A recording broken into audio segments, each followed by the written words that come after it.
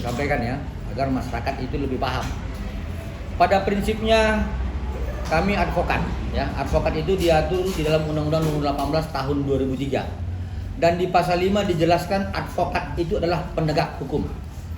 Di dalam proses pidana, salah satu sumber hukum kita dalam hukum pidana adalah Undang-Undang Nomor 8 Tahun 81. Nah, itu sakral. Tetapi kemudian terhadap laporan klien kami ya, nomor 7355 di Polda Metro Jaya tertanggal 3 Desember 2024, kami melihat pelaksanaan hukum acara pidana itu berdasarkan asas legalitas. Kami lihat itu tidak sempurna. Sehingga kemudian di dalam ketentuan-ketentuan yang lainnya mengatur kinerja penyidik ya Polri di dalam Undang-Undang Nomor 2 Tahun 2002, ada juga hal-hal yang mengatur itu. Bahwa sehingga kami 3 hari ini membuat laporan ke Kapolri, ke Irwasum, dan kemudian ke Karwasidik, dan tadi ke Kadif Propam. Pada intinya adalah kami keberatan terhadap ya perbuatan pelaksanaan pendalaman penyidikan oleh pihak penyidik karena kami menduga adanya perbuatan obstruction of justice. Dan yang kedua, kami meminta ya agar pihak dari Bapak Kapolri, Irwasum ataupun Karwasidik untuk dapat mengabulkan permohonan klien kami untuk melaksanakan gelar perkara khusus sebagaimana peraturan Kapolri nomor 6 tahun 2019 di pasal 33. Nah, jadi hal ini kami mintakan sebagaimana bahwa klien kami juga ya Dr. Andreas Henry Situngkir telah digelar perkara khususkan oleh tersangka atas nama Samira di Polrestabes Medan. Jadi kalau kemudian Samira yang sudah menjadi tersangka boleh memohonkan gelar perkara khusus, kenapa tidak klien kami Dr. Reza Gladys tidak boleh memohonkan itu? Dan kami anggap bahwa pihak dari pimpinan penyidik dalam hal ini harus mengabulkan permohonan klien kami untuk melaksanakan gelar perkara khusus, sehingga kemudian azas equality before the law memang dapat diberlakukan di pihak kepolisian. Demikian. Berarti abang juga ada pilih-pilih ya bang ya terkait gelar perkara khusus. Kalau memang permohonan klien kami Reza Gladys tidak dikabulkan untuk melaksanakan gelar perkara khusus, ini bukan pilah-pilah, tapi ada sebuah abuse of power yang mengatur kepolisian ini. Ya, tapi kalau misalnya kepolisian dalam hal ini tegak lurus, normatif dalam ketentuan hukum, maka saya yakin dan percaya siapa saja ya warga negara yang ingin mendapatkan perlindungan hukum dan keadilan berhak untuk mengajukan gelar perkara khusus dan harus dikabulkan oleh dari pimpinan penyidik. Seperti itu. Tapi silakan mau minta ke penyidik, respon dari penyidik minta gelar khusus, apa tanggapannya? Kami sampai sekarang tidak ada melakukan komunikasi secara intens dan personal kepada siapapun. Kami hanya menyampaikan secara normatif melalui surat. Kita lihat apakah ketentuan dari Perkap nomor 6 2019 itu dapat diberlakukan hanya dengan melalui surat atau harus lobby-lobby. Kita uji. Ya, kalau memang harus lobby-lobby, nah berarti ada abuse of power. Tapi kalau misalnya melalui surat aja bisa, berarti benar adanya penegakan hukum. Seperti itu. Dari hari pertama berarti belum ada respon sampai sekarang. Sampai sekarang kami belum dapat informasi apapun. Ya, kita tunggu. Ya, kalaupun misalkan nanti dalam 1 minggu ini tidak ada, kami lakukan upaya-upaya hukum yang lain. Seperti itu. Apa aja bang? Nanti kita rahasiakan lah. Masa pendekar hukum bilang terus nanti lawannya tahu. Kan begitu. Bang, Oke. perihal belumnya P21 berarti sampai saat ini belum juga ada pemanggilan lagi pemeriksaan untuk Dr. O sama Dr. S. Sampai sekarang kami belum melihat ada indikasi atau ada hilalnya terhadap pemanggilan saksi O dan saksi S. Itu yang kami duga bahwa adanya ketidakniatan atau ketidakinginan dari pihak penyidik untuk memenuhi petunjuk dari jaksa. Ya, jadi seharusnya tentang pengaduan klien kami tanggal 1 Desember dan laporan klien kami tanggal 3 Desember tentang 4 orang yang dilaporkan dan diadukan dan 4 peristiwa harus didalami, harus diperiksa semua. Jangan dipilah-pilah. Ini yang dinaikkan berkasnya hanya tanggal 13 dan 14 November. 27 Oktober dan 27 November kami juga tidak naikkan berkasnya. Seperti itu. Tapi ada penjelasan nggak sih Bang dari pihak penyidik sendiri kenapa 2 orang ini tidak masuk ke dalam tersangka? Kami ini bukan advokat lobby, kami fighter. Ya, kalau advokat lobby sila pasti ada penjelasan, kami enggak. Ya, ada hukum acara yang mengatur, ada perkap mengatur bahwa ketika itu tidak dapat dilakukan ada SP2HP. Kami tidak melakukan lobby lagi. Kami fight. Seperti itu. Dari Dr. Reza Gladys sendiri mungkin seperti apa Bang ini 2 orang ini belum diperiksa kembali, mungkin ada keresahan sendiri nggak dari Dr. Reza Gladys menyerahkan sepenuhnya kepada kami kuasa hukumnya. Lagi? Bang, tapi ini kalau misalnya sampai 2 Juni ini kan terakhir ya Bang masa penahanan. Oh, enggak terakhir. Berarti dalam ini pasal akan 29 diperpanjang. ayat 1 huruf B dan pasal 29 ayat 2 dijelaskan ancaman dari 9 tahun itu ada 20, 40, 30, 30. Artinya 120 hari sampai dengan 2 Juli nanti. Seperti itu. Kalau misalkan sebelum habis 20 hari ini di P21 kan hanya 2 orang, nah jelas. Dugaan kita makin menguat, seperti itu. Kalau 2 orang ini tidak diproses juga Bang, berarti Minimal dipanggil oleh penyidik, saksi O dan saksi S. Kalau tidak dipanggil, berarti dugaan kami semakin menguat. Seperti itu. Bang, Lagi? tapi kalau misalnya tetap 2 orang ini aja, NF sama IM yang diproses sampai ke kejaksaan sendiri, seperti apa Bang? Sudah pasti kami akan melakukan upaya hukum dan akan membuka dalam fakta persidangan.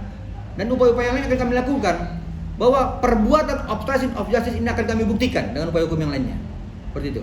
Bang, untuk laporan dari NM perihal Wan Prestasi Bang, ini kan kabarnya udah mau ada persidangannya, seperti apa Bang? Oke, jadi begini, karena saya juga belum lama berbicara, yang sana udah lama berbicara, saya mau tanya yang di udah lama berbicara, ada nggak ilmu itu? Yang mana nih? Wan Prestasi Yang Bang. prestasi. Jadi perlu kami jelaskan bahwa prinsipnya pengadilan tidak boleh menolak setiap gugatan dimasukkan ke pengadilan, apapun isinya. Nah, setelah pengadilan menerima, maka pengadilan memanggil pihak-pihak yang bersangkutan.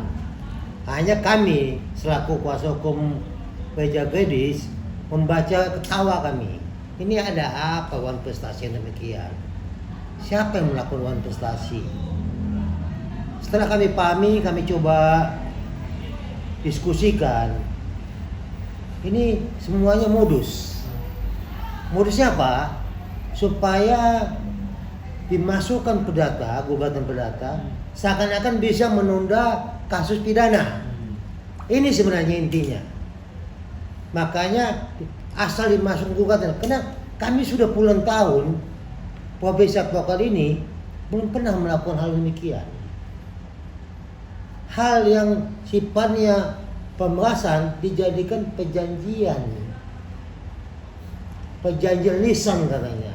Di mana ada? Modusnya ini jelas kita lihat semata-mata hanya untuk menunda perkara pidana yang ada saat ini. Maka dimasukkan perdata. Di mana sih bisa Wan Prestasi itu biasanya ada perjanjian yang benar-benar halal. Ini perjanjian halal bagaimana?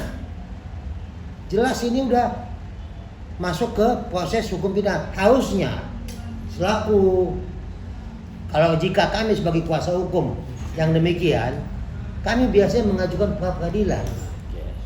Itu mekanisme hukum. Kalau kami tidak senang dengan tindakan adanya penetapan tersangka, kami ajukan pra peradilan. Ini kok hari ini tiba-tiba masuk Wan Prestasi, apanya yang diingkar janjinya? Uang sudah dikasih juga kok. Justru ini jadi bahan kami nanti setelah putusan pidana ini enggak, kami akan melakukan gugatan untuk menagih kembali uang ini. 4M biar bisa kita bagi-bagi. Betul. Berarti Ya. bisa dibilang ini salah kaprah atau ngaco, bisa dibilang ngaco. Senior saya nanya. Bukan. Jadi ini bukan salah, ini bukan ngaco. Saya nggak berani. Ini sengaja, tindakan sengaja. Karena memang pernah terjadi suatu perkara pidana ditunda, menunggu ada putusan perdatanya dulu. Tapi ini adalah mengenai alas hak. Katakanlah sengketa tanah. Tanah ini diambil oleh pihak keluarga atau diambil oleh tetangga. Ini memang dibuktikan dulu tanah ini milik siapa. Setelah terbukti baru polisinya bisa bertindak tentang pidananya. Tapi dalam hal ini adalah modus mencoba mengambil contoh yang saya bilang tadi itu, menunda pidana dengan perdata. Tapi kita lihat kembali bahwa pidananya dengan perdatanya ini tidak matching. Bahwa dalam pidananya yang dilaporkan kan adanya permintaan uang yang konon katanya uang tutup mulut. Kan itu katanya di laporan polisinya kan kurang lebih lah, nggak usah saya jelaskan lagi, semua sudah tahu. Kurang lebih kan ini konon katanya ada uang tutup mulut. Nah itu pidananya. Sementara yang mereka gugat di ingkar janji ini adalah uang 4 miliar yang merupakan haknya dia. Dan sudah Nah, diberikan. seandainya pun dia menang di perdata ini, ya, menanglah dia, bisa dia buktikan walaupun kemungkinannya sangat kecil ya. Bisa lah dia menang, kami kasih lah ini 4M sama dia. Tapi nggak ada kaitannya dengan pidana ini. Tidak ada kaitannya, silakan uang 4M-nya dia makan, pidananya tetap masuk. Nah, demikian tidak ada kaitannya antara pidana yang telah terjadi yang dilaporkan ini dengan gugatan uang prestasinya. Dan kelihatan lagi modusnya adalah uang prestasi adalah ingkar janji. Siapa yang mengingkar janji? Oke, katakanlah Reza Gladys sama atau Bu Fit ingkar janji. Tapi apakah polisi, Kapolri ikut ingkar janji? Apakah kejaksaan ikut ingkar janji? Dan mereka tidak tahu bahwa modus mereka ini sangat mudah diketahui. Pada saat dia libatkan Kapolri dan kejaksaan, Kapolri kan akan buka berkas. Kok nama saya disebut? Dia periksa. Ini abal-abal ini gugatan.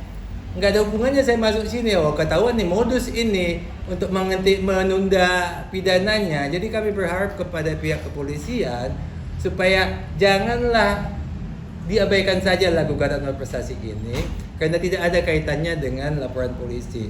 Gugatan prestasi adalah uang 4 miliar. Kalau dia nanti bisa menang, kita kasih uangnya. Tapi tolong masalah permintaan uang untuk tutup mulut ini tetap dilaksanakan. Karena ini adalah dua hal yang berbeda antara pidana dengan perdatanya. Jadi jangan sampai modusnya dia ini dipakai juga oleh pihak kepolisian. Oh, sana ada modus kita pakai aja sekalian. Nah, jangan sampai begitulah. Kita sangat mohon lah jangan sampai begitu. Ya. Selain modus udah dapat pakai mintanya 100M lagi gimana? Itu makanya. Jadi nggak apa-apa. Jadi kalau memang cuma uang yang dia minta ya kita kasih lah kalau memang dia bisa menang ya. Kalau ya kita kasih. Tapi tolong kepada kepolisian permintaan uang tutup mulut ini pidana. Justru ini jadi membingungkan kita ya, bahwa uang klien kami sudah memberikan 4M. Itu inilah semuanya kaitan dengan laporan di Polda. Ternyata dia menggugat kita. Apa uang prestasi apa sih? Kita nggak paham. Minta 100M lagi atas. Apalagi nih? Waduh, kami pikir bahwa marilah kita buktikan kalau demikian. Kami akan ikutin ini permainan sampai jauh mana. Hanya sebagai insan penegak hukum, sebagai advokat, kami juga perlu mendidik masyarakat bahwa jangan sampai masyarakat bingung ini kok bisa begini. Ini masyarakat bingung saat ini. Maka itu kami mohon kepada rekan-rekan kami, khususnya advokat yang saat ini banyak berkomentar, tolonglah supaya masyarakat jangan bingung, kita nyatakan kebenaran itu.